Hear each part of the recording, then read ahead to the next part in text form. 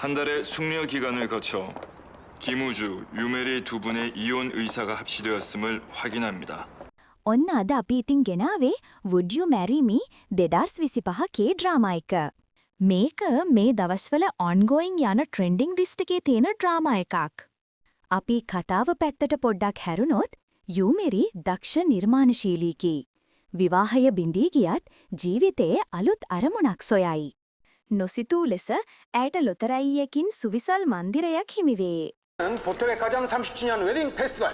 방금 보신 시가 50억 상당의. 이제 대망의 1등만이 남아 있습니다.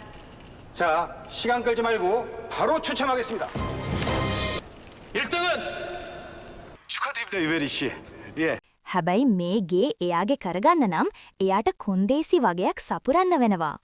ඒකදී මෙයාට විවාහ සාක්ෂි සපුරා ගන්න අභියෝගයක් වෙනවා. ඒ සඳහා යූමෙරි කුමක් කරයිද? 제 남편 좀 돼주실래요? සිංහල උපසිරසි වලින් බලන්න අපේ වෙබ් පිටුවට පෙමිණෙන්න.